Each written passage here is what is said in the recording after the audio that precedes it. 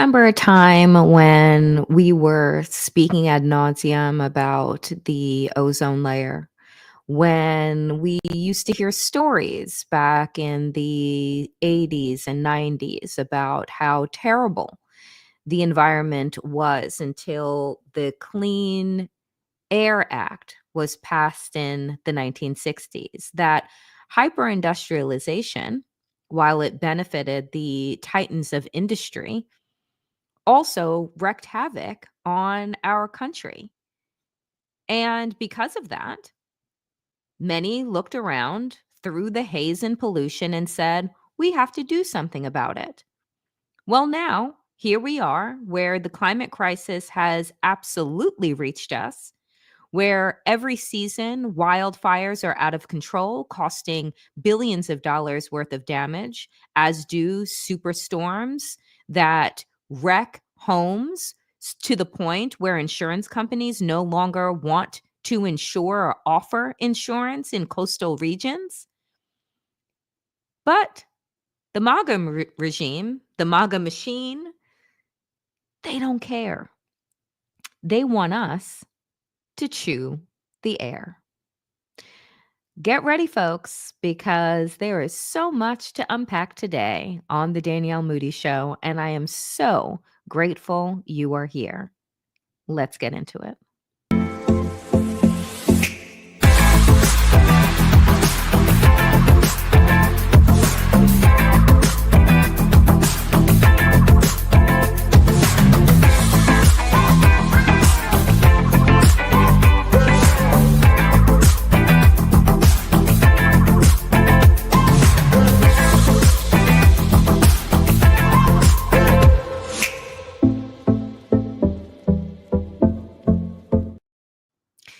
Let's all make pollution great again. That is what the head of the Environmental Protection Agency, Lee Zeldin, I'm so sorry because he comes out of Long Island, and that is just deep apology on my part, because why? And also how? Um, this is the cover of today's show. If you ever drive on, any highways in this country, you will still see these plumes, particularly if you happen to go through New Jersey or any places where there is deep industry. And for decades, the federal government has been working to try and regulate the amount of pollution that is going into our air, that is going into our water. But those days, dear friends, are done, because the Environmental Protection Agency is actually no longer having anything to do with protecting the environment. Now, it is about cutting costs for regulators and companies and doing away with regulation altogether. Because the EPA, much like everything else associated with the Trump administration, is about how can we monetize. The thing is, folks, is that not only are they planning to monetize, and I'm certain a lot of people will die, but they'll also commodify that death as well. So here's where we are. EPA head says he'll roll back dozens of environmental regulations, including rules on climate change. Quote, "We are driving a dagger through the heart of climate change religion and ushering in America's golden age," EPA Administrator Lee Zeldin said in an essay in the Wall Street Journal. Let's take a pause here, shall we? You're driving a dagger through the heart of America. You see, America could, in fact, be in its golden age if, in fact, it was going to be investing in energies and technologies that were going to benefit us by future-proofing this country and building climate resistance buildings, cars, homes, etc. But that is not what the Trump regime is interested in doing. That is frankly not what any Republicans have ever been interested in doing. You see, they're not interested, friends, in future proofing. They're not interested in using the data, reports, in order to think about where this country is going to be 5, 10, 50 years from now. Because at the end of the day, they don't actually care. Because for them, everything is all about the here and the now. How much money can I grift? How much damage can I do? How much extraction can we get away with? Because they don't plan to be here for a long time, just a good time, and a good time on your dime. While other countries are going to lap America in the advancements that they are making, we are being forced back into, I don't know, the 19th century, where there are no rules, there are no laws. And we have to understand, folks, that in the industrial age, there were no rules and there were no laws because we didn't quite understand, as this massive buildup and build out was happening, what damage was actually being done. But there was a time in our history that when we knew better, we actually did better and put laws in place that would protect not just the here and now, but future generations. This is not what MAGA is doing. And some days I get to a place like today where I'm like, God damn, 80 million people voted for this. They voted to get us back to a place where we're chewing the air and you're not quite sure what's coming out of your tap. They voted to get us into a place where we have the EPA director, administrator, that's more concerned with cutting regulations to increase business profits because they're all taking a cut. So while you have places like Europe, like parts of Asia, that are investing 2, 3-fold into green technologies, into electric vehicles, right? Both mass transit and for individuals. America basically is going to start digging into mountains and burning trees so that we can get back to what? America's golden age? We think that going backwards is what's going to get us into the golden age. And what I realize about these people is that they're just dumb. Because the thing is, the environment should have never been a partisan issue.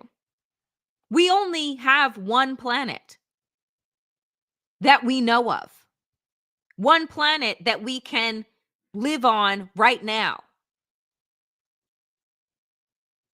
And so they're passing these laws as if what? Are they going to be walking around with oxygen tanks on their backs? Are they going to build the Jetson type homes that will then hover above the air pollution? Are they all building their own wells where water is going to come from that is fresh?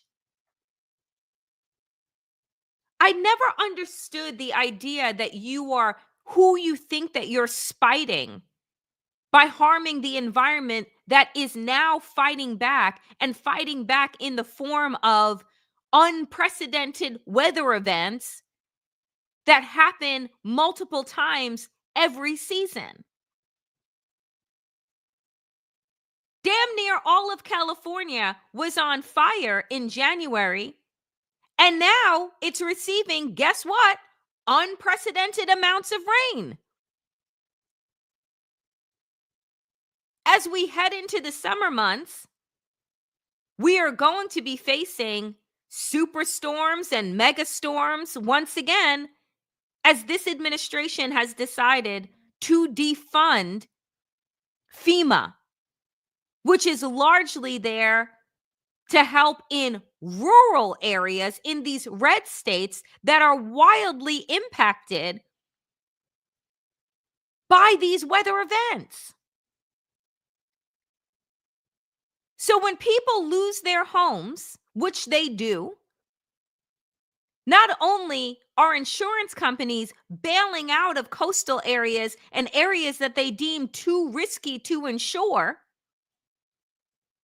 but now you won't even receive funding from the federal government in the form of even an emergency check of a few $100s in order to be able to get out of harm's way while you plan your next move.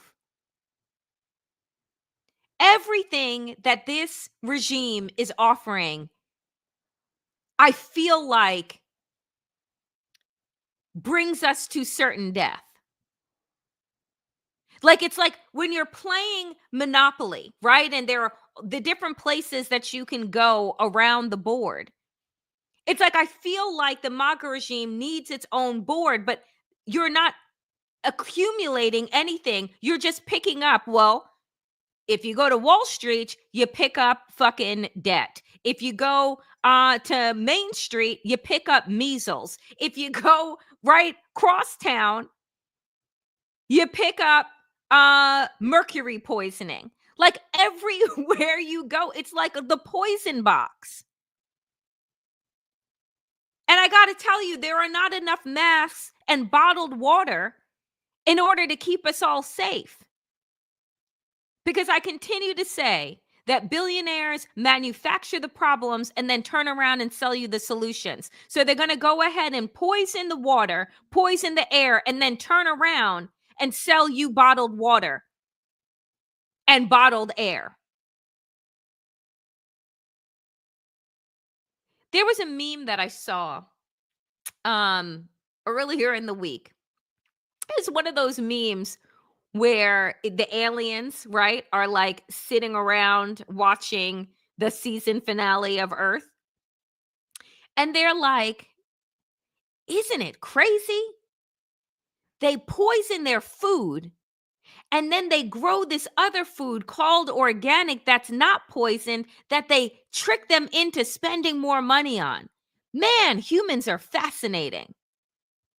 Fascinating or fucking dumb. Depends on who you ask and the time of day. But that's the reality, right? Is that why do we spend money on bottled, purified, filtered water? Because there are many parts of the country, and not just Flint and not just Jackson, Mississippi, but too many parts of the country where drinking the water is not safe. Because instead of investing in infrastructure that digs up these lead pipes and these corroded pipes and places down new ones, we just continue moving on. And if people develop cancer or they die, well, woe is them. Because there's always a way for the wealthy to find their way out. While the average American has to figure out how much bottled water they need in order to take a shower, brush their teeth, cook, clean, etc. It would be easier to fix the water systems. It'd be easier to put people to work actually laying down new pipes. But then, I don't know, the Nestle's of the world wouldn't be able to make billions of dollars a year in selling us the water inside of plastic bottles that further pollute the environment. Do you see the ecosystem of fuckery that has been created? And that's just a piece of it.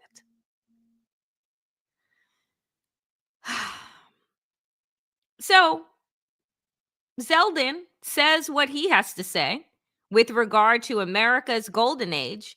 Meanwhile, Reporting comes out that says 131 million Americans in the US live in areas with unhealthy pollution levels, Lung Association finds. The report also found that people in the United States experience more, quote, very unhealthy or hazardous air quality days than any time in the survey's history. Let me go on. Nearly 40% of people in the US are living in areas with unhealthy levels of air pollution, and the country is backsliding. That's my new favorite word. It was unprecedented, but that's been played out. So now everything is backsliding. On clean air progress as the effects of climate change intensify, according to a new report from the American Lung Association. The organization's report, its 25th annual analysis of the state of air in the country, found that between 2020 and 2022, 131 million people were living in areas of unhealthy levels of air pollution. The figure increased, listen to this, the figure increased by nearly 12 million since the last survey a year ago. The report also found that people in the United States experience more, quote, very unhealthy, hazardous quality days. This is a picture. For those of you who live on the East Coast, this is a picture from New York. And this picture was from New York. I want to say that it was the summer of 2022. Because as we were all dying to take our masks off following the vaccines of COVID, right? We were told, alert, alert, alert. The wildfires burning in Canada way above us, and the wind shift brought in toxic air that was just hanging over New York City for days. It turned the sky orange. This is not AI. I remember going out on my balcony because I was trying to water my plants and I had to put the mask over my face again. People were outside. Everyone was in masks or goggles or what have you, because guess what? The fact is that when wildfires burn, it's not as if we're all just sitting around a campfire. Everything is burning.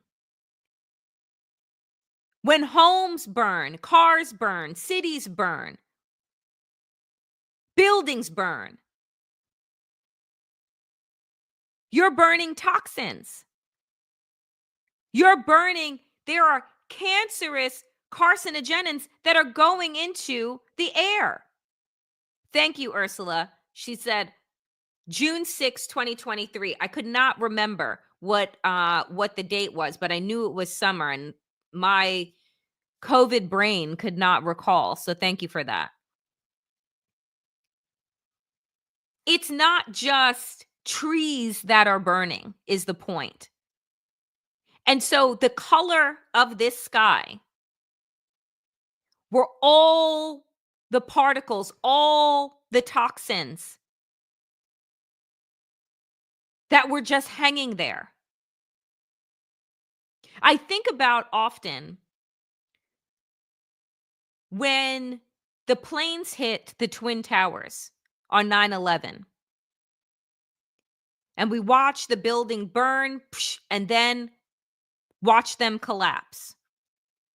And it would be years later that those first responders that showed up bravely, those people that were working and living down at ground zero, all became sick because of the carcinogens that burned up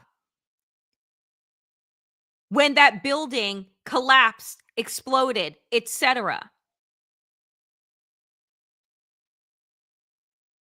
So what is happening here is that this image, these images are going to be the norm. The wildfires that turned the sky orange in California on multiple occasions. It's not just the trees that are burning. In Hawaii, that took out an entire town. People burned to death in their cars. But right now, we live at a time where this is going to be the norm. Catherine Pruitt, the National Senior Director for Clean Air Policy at the American Lung Association, said climate change is chipping away at decades of cleanup efforts made through the Clean Air Act, a federal law passed in 1963 to regulate air pollution and set air quality standards. She said this: the changes happening in our climate and with heat and drought, and especially wildfire, have started to undo some of that progress we've made. It is distressing to find that so many people are living with air quality that threatens their health. And then, folks, you think to yourself, well, initially, again, a lot of the places that always had poor air quality, poor water quality, will come as no shock to you. We're in largely Black and brown and poor rural areas. This is where the factories always love to do their dirt, because guess what? These people, in their minds, are disposable. But now it's not just in those areas with people that the masses, the elites, don't care about. It is now everywhere. And there have been organizations on the front lines trying to fight this. How do I know? One of the many lives that I lived was as an environmental education lobbyist working for the National Wildlife Federation many, many years ago. Working on Capitol Hill to try and convince both Democrats and Republicans that we got one environment and we have got to protect it. That this is not just about preserving pristine parks. It's about our ability to go outside, go to work, and not come home with the lung cancer because of our commute in diesel-rich areas, or because of the water that is coming out of our pipes.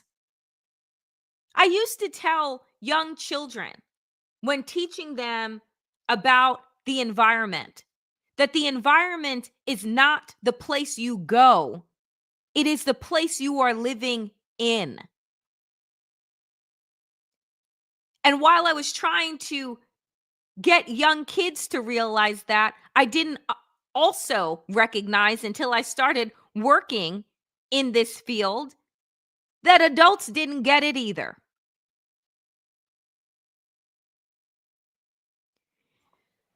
So it's just, then you would think to yourself, well, the Trump administration, we know what they're about. We know what their goal is. So we can continue to rely on the National Wildlife Federations, the World Wildlife Federations, the Sierra Clubs, the Habitat for Humanities, the Green Spaces, all of these nonprofit organizations that tirelessly do the work, screaming into a void, telling us about climate change, telling us 30, 40 years ago when we could have made course corrections. But again, the greedy only exist in the present. They rarely ever think about the past, And they damn sure don't think about the future unless it is about their future grift.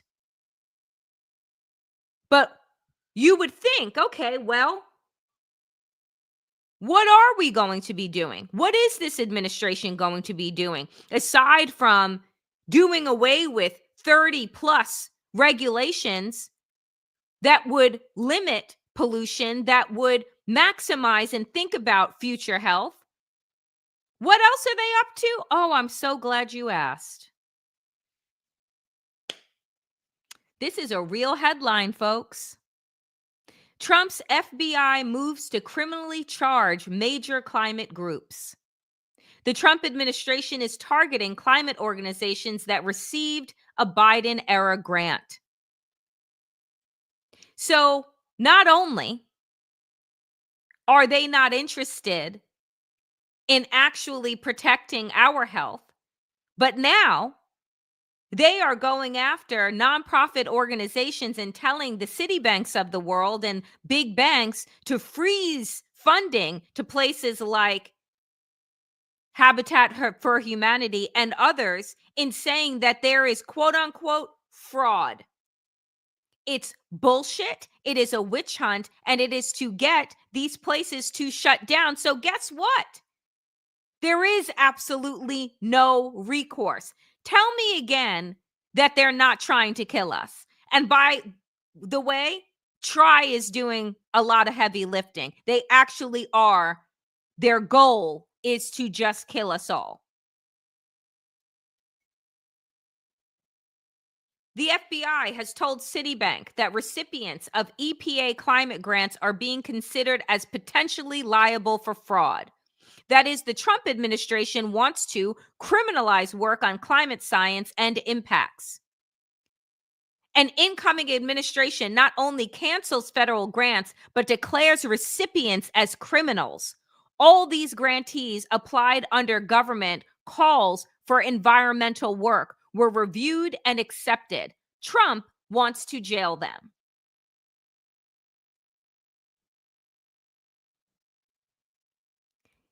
So when I say that they want us all dead, I am not being hyperbolic.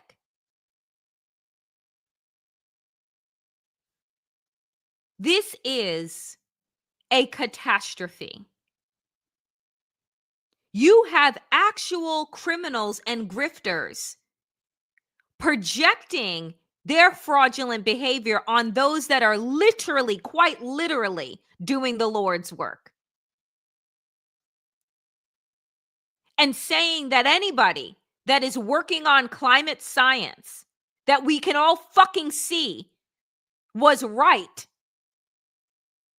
is now a criminal. But those that pollute and know that their pollution is actually killing people, those are the people that this administration is standing by. I mean, it's honestly, it's enough to just want to absolutely bang your head into a wall. It's insane. Like, this is, it's honestly, it's pure insanity. But there is no way there's no other way to think about this other than the fact that, yes, they want us dead. They want us sick. They want us broke. They want us fearful because we're easier to control. Whoever is left will be easier to control because they will have learned the lesson that if you don't bend the knee, if you don't just go along for the get along, then you'll either be thrown in jail, sued, targeted in some other way. But one way or another, this administration, this fascist regime is coming for every fucking single one of us. So whether it's through the environment, whether it's through their targeting of the CDC and the WHO. So whether it's through your health and denying you access to vaccines and information for you to keep yourselves healthy, whether it's through the food that you're eating and the deregulation that is happening there. So we won't know whether or not the food that we're shopping for doesn't have more red dye number 9 and red sludge and the whole like of them because there are no more regulators.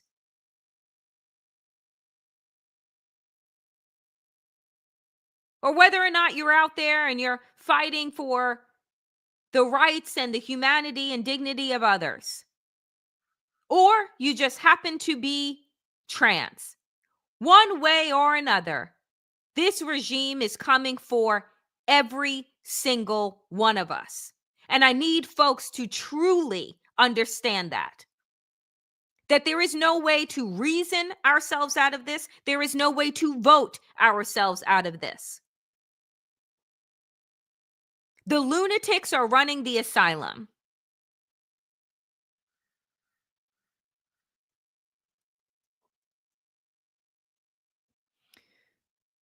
Speaking of lunatics, this dum-dum forgot who okayed the energy deal between the United States, Mexico, and Canada.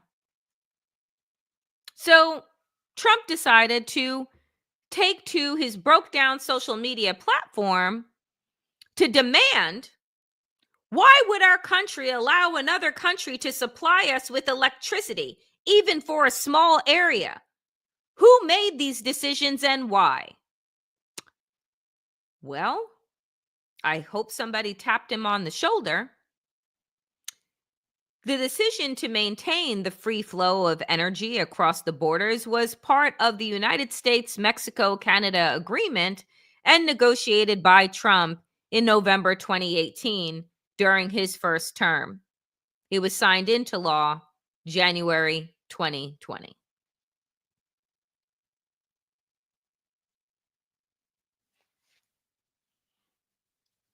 Like, you legitimately can't make this up. You can't make it up.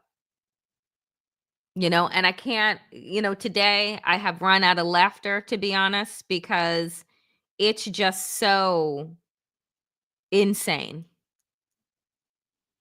I literally, I don't know. I remember, let me give you an aside. I remember the day after the election. I couldn't even muster any tears. I don't think that I cried at all, really, following the election, maybe until we headed into January of 2025. I was just so utterly numb. And I'd spent election night with my family. And the next morning, my mother says to me, "Why do they hate us so much? I don't understand. Like, why do they hate us so much?" My mother, of course, was referring to Black people, because the reason why Donald Trump became president is because of white delusion. And this idea that white Americans would be able to hold on to their waning power if Donald Trump were president again. So their hatred for Black people, for brown people, literally trumped everything else. It trumped clean air. It trumped public education. It trumped public health. It trumped infrastructure, parks. They literally, those people voted purely out of hate. And I still, folks, as long as I've lived on this planet, as long as I've lived in this country, I will truly never truly get it. How much you have to hate Black people in order to not even want to give your own kids a fucking future.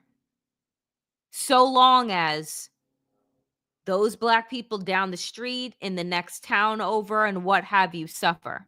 I truly will never be able to wrap my mind around it. But that is what they did. That is why we are here.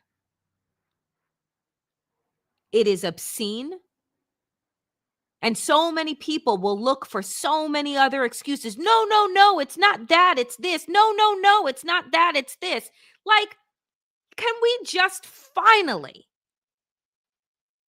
just call a fucking spade what it is? Can we save the energy and the fucking big words and the euphemisms and just say what it is?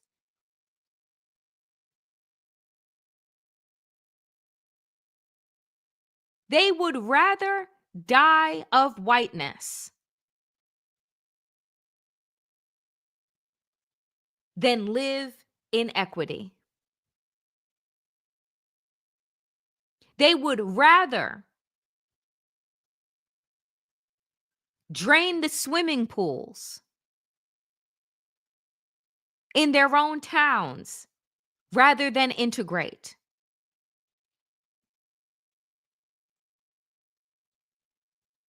They would rather burn down fully successful, functional, standalone, segregated Black towns than allow Black joy and wealth to exist outside of whiteness. It is socio-fucking-pathic. And we don't talk about it enough. And folks, it's not just Tulsa. There were hundreds upon hundreds of towns across this country dating all the way back to post Civil War, going all the way until they dropped a bomb in the 1980s in Philadelphia. This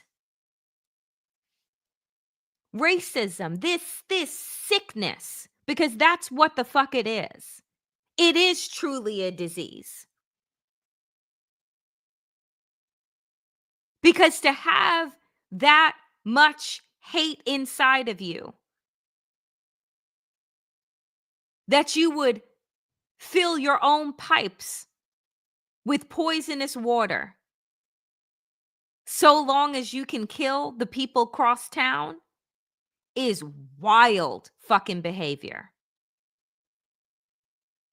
It's insanity. It's truly what it is.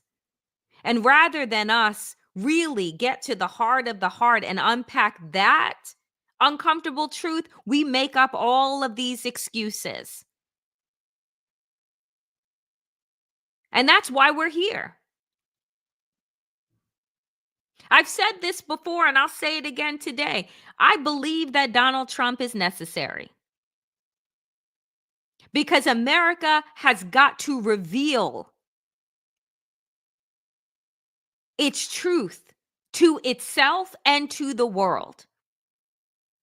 We have been masquerading as these pious leaders of democracy when we have not actually dealt with the stench of our hypocrisy.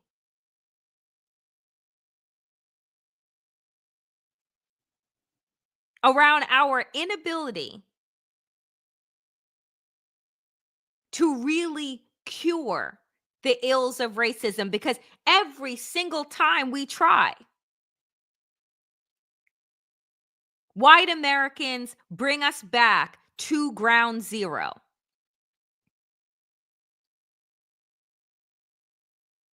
Reconstruction lasted but 12 years. Jim Crow following it lasted 100 years. Obama was our oasis for 8 years. Donald Trump has already outlasted him by 2 years. Every time there is one bit of progress, white America will drag this country back to hell. But this time, I'm like, and the 92% of Black women are like, good fucking luck. I turn on this microphone, I tell the truth, and then I go back to my life. And I try really hard, deeply, to compartmentalize, to still find joy, even though I've made it my career to dig through the soot of this country in order to deliver the truth. But like I have said a million times before, Black people, brown people, it ain't our time to be outside marching on the front lines. Our bodies are littered across this country. Blood steeped into the soil, into the fucking core. It's white people's turn to put their lives and their truth on the line. Because all of the things that we have been saying about this country for the hundreds of years is now finally coming home to roost, and it ain't just hurting us.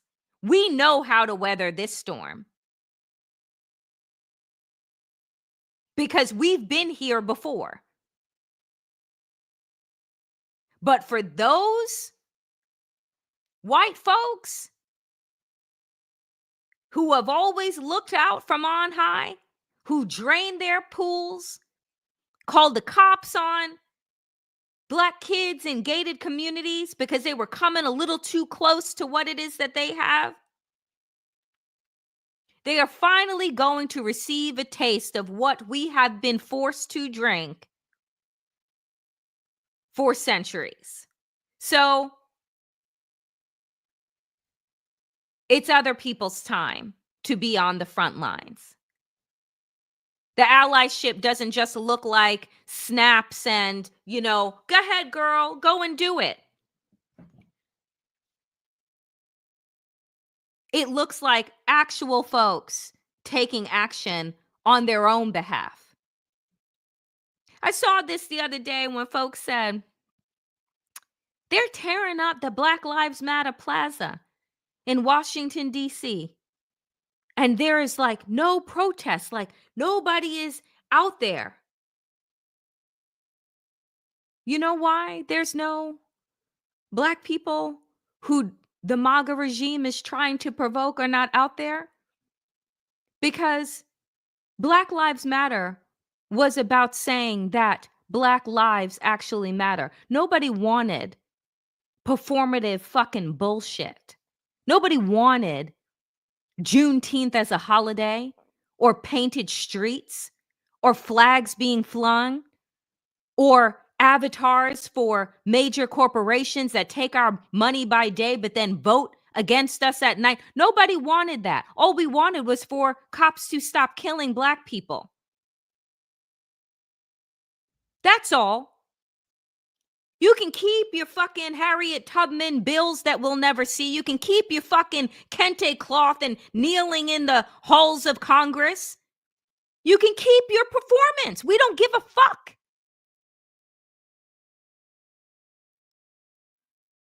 We asked for justice and you gave us a holiday. We asked for justice and you gave us a street name. We're not out there hooting and hollering. Why? Because we've tired. We're going to keep going about our lives, living them and protecting our own because guess what? We always knew it was a performance. We always knew that it was bullshit. Because the one thing that was asked for was to say, you know what? Maybe get rid of immunity for the police. Maybe actually, after you've killed an unarmed Black woman or child, that maybe we don't have to hold our breath wondering whether or not there's going to be a conviction because we are going to reform the laws that say and have said over and over again that our lives don't matter. So no, it's not our time. We've been there, done that over and over and over and over and over and over again.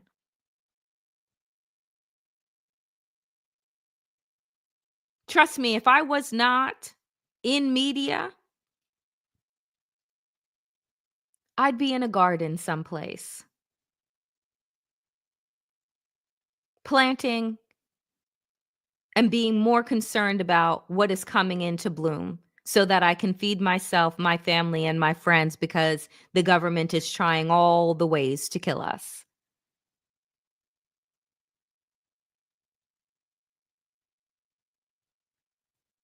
So, for folks that continue to look at their Black and brown friends and say, oh, where are you? We're going to do the boycotting and we're going to do the gathering and the taking care of. But the marching and the protesting that is absolutely necessary is your turn. Because they're not going to shoot you.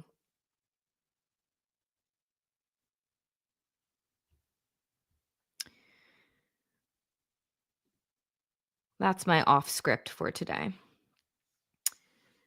But speaking of people, white folks that are doing the work, Tim Walz to launch national tour of town halls in Republican House districts. And you know why, again, I appreciate this so much? Because Tim Walz is an older white man. So going into these red districts, he can blend the fuck in. He can talk their talk. He can use his maleness, his whiteness, his privilege to talk to these people in a way that they can hear.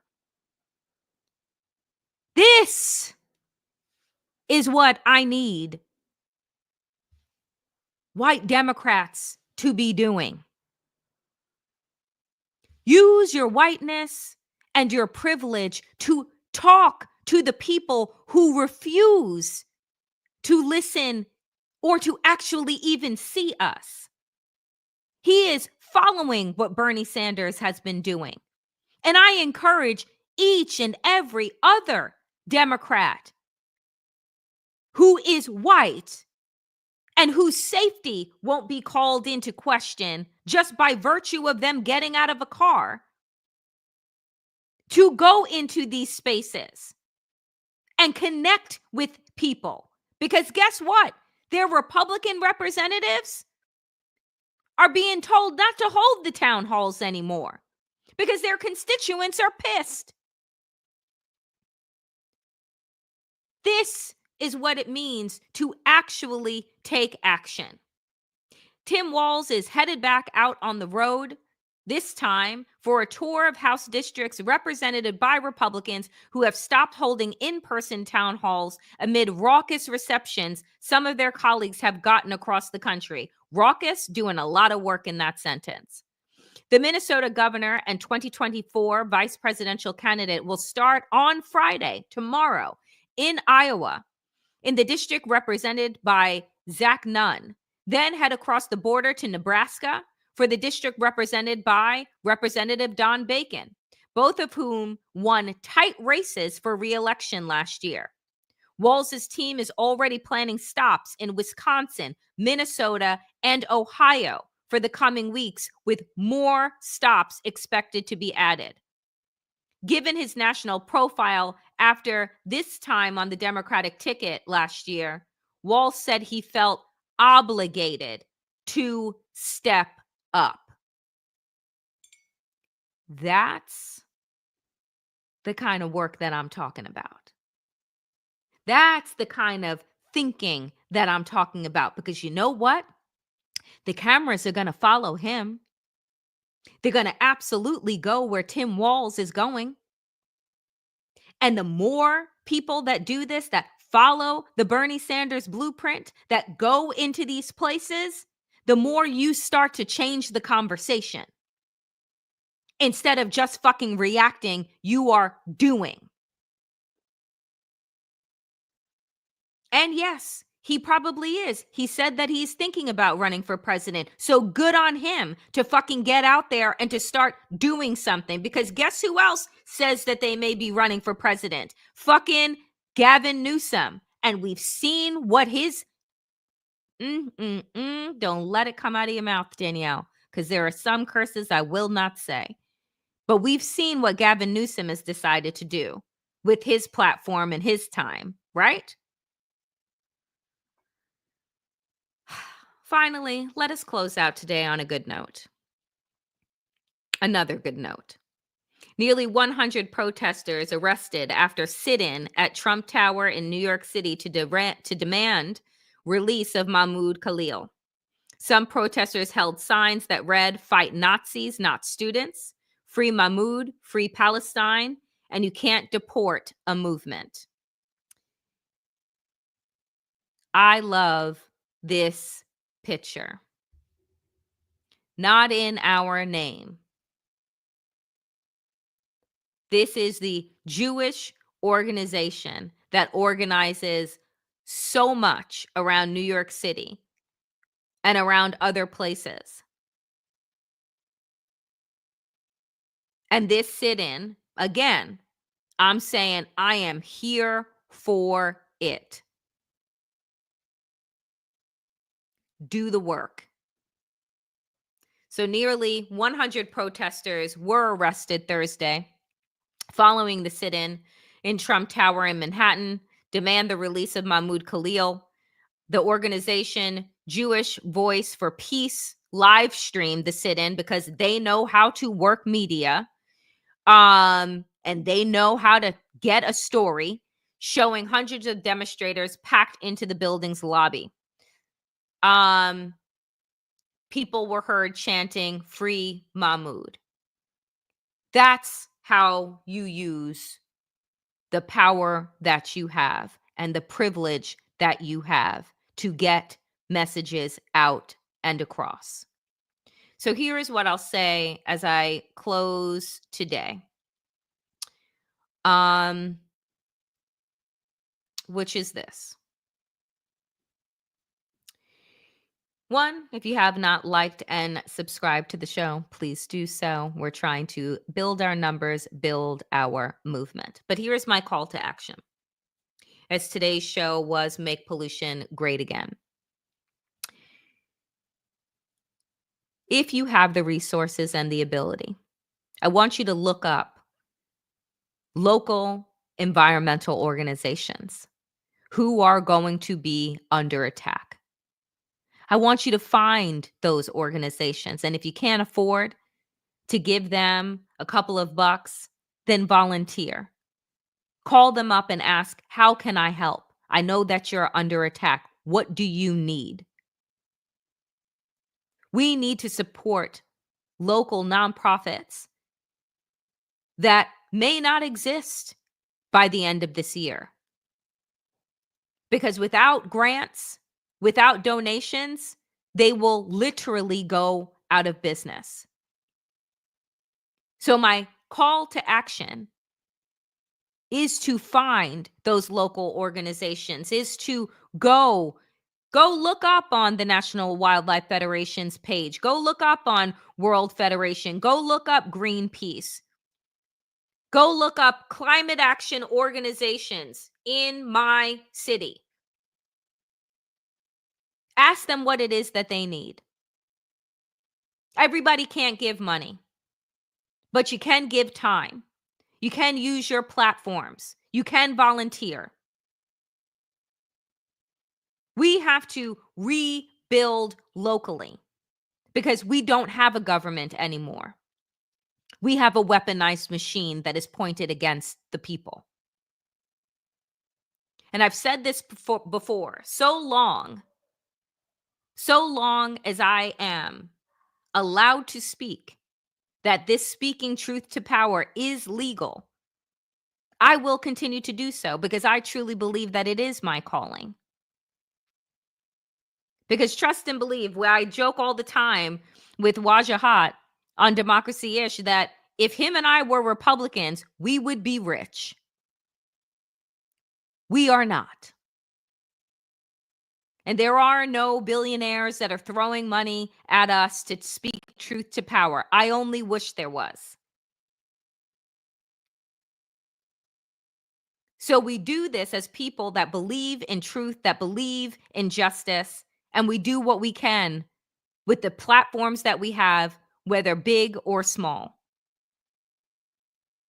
And you can do the same. So whether it is supporting me, which I thank you so much for today's donations. I thank you for those that provide donations after the show goes up and you're watching the videos after. I thank you for those that are supporting me over on Substack, those that ask, can I support you monthly? The set it and forget it. Yes, over on Substack, you can absolutely set up a monthly pay subscription for the work and the content that I am putting out. And for those of you that are like, ooh, that seems like too much. So here's $1 today. Here's $2 tomorrow. Everything counts. Everything helps, particularly in this moment. So whether it is supporting independent journalism and media and folks like myself, going out and supporting environmental organizations in any which way that you can, but know that we are being turned into villains and victims and criminals. So if you are able, find those local organizations, support them, volunteer for them, share their messages, share their work, because they are going to need the support of their communities now more than ever.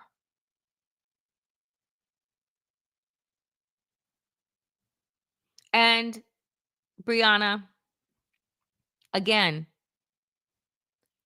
I say to those that can, thank you. But for everybody else, just hit like, just hit share, just hit subscribe. Send the channel to 5 people today and say, hey, have you cut the cord from cable? This is somebody that you can support. That's all. Trust me, I understand the hardships that people are under, that we're all under in one form or fashion. And so it isn't always about the dollar. It is just about the like, the share, the subscribe. So that is it for me today on the Danielle Moodie Show. Dear friends, I am back tomorrow, 12 p.m. Eastern, with my friend Wajahat Ali for Democracy Ish Live. So do turn in there. And as for the Danielle Moodie Show, I will be back on Monday at 5 p.m. Eastern. I am excited to announce that beginning next week, we are going to be launching TDMS, the Danielle Moodie Show, just FYI, TDMS weekends, where videos will be going out on Friday and Saturday, to keep you all connected to what is popping off. So Saturday shows will be a rundown of the week, and Friday shows will be a look into one particular issue or story that we want to unpack. And so TDMS weekends will be coming to you beginning next week. They will not be live shows on Friday and Saturday, but they will be absolute videos that are going up. And I'm really excited for that. I'm excited to bring you all just a lot more content in the coming weeks and months ahead. So I appreciate you for that. And yes, see you tomorrow, 12 p.m. Eastern for Democracy Ish. As always, dear friends, and before I head out, thank you to Deb and Susan for once again moderating, holding it all down in the chats. I appreciate you. And I appreciate all of you that show up each day and, have really good conversations, build community with each other. Thank you, Damn Nation. Y'all are really the best. As always, power to the people and to all the people power. Get woke, stay sane, and in these extraordinarily dangerous times, dear friends, do stay safe. I will see you back here, 12 p.m. Eastern, Democracy-ish. Be well.